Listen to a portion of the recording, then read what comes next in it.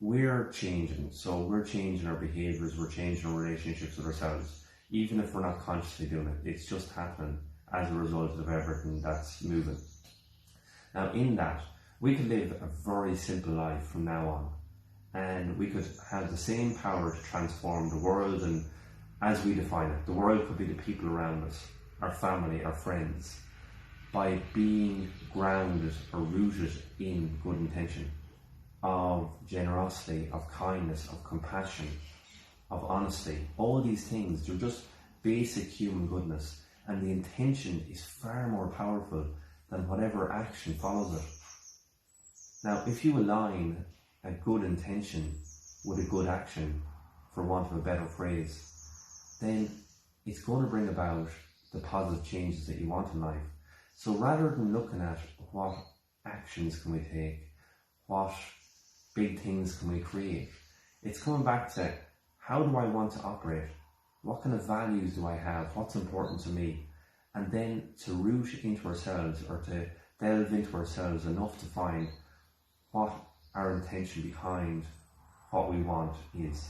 Now, when we can align that, then it becomes a smoother road, because the intention is the fuel, it keeps you going, and it's the direction. So when you get lost along the way, in the action, in the noise, in the chaos, then you come back to the intention, because that's what started it. So if, for example, that I was in a job that I really didn't like, that I just felt a bit constricted, and I create my own new venture because I feel I just want to be free, and I love teaching kids on art, about creating a space for them to do their own pictures and their own drawings and their own, just find their own forms of expression.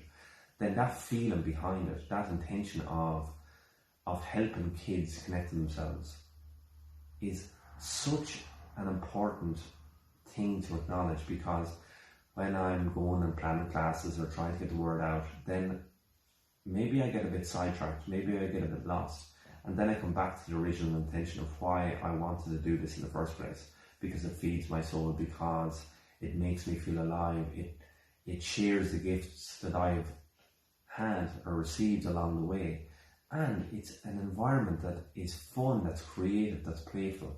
So the point is just to ask ourselves, what are our intentions? What do we want and why?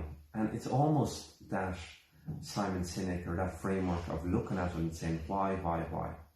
Keeping going with the why until we get to the kind of the driving force, the deepest layer of it. And if we can connect to that consciously, then what we do from there is going to be successful no matter what. And deep down, we're all rooted in that good, basic human goodness and human nature.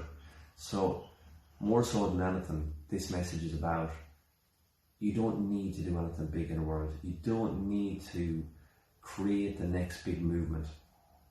What's more important, and what will always carry more volume, more change, more potential for transformation, is the intention behind what you do.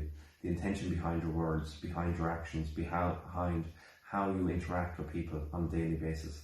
And in the most simple way, you can transform the world in as much a positive way as some great grandiose action.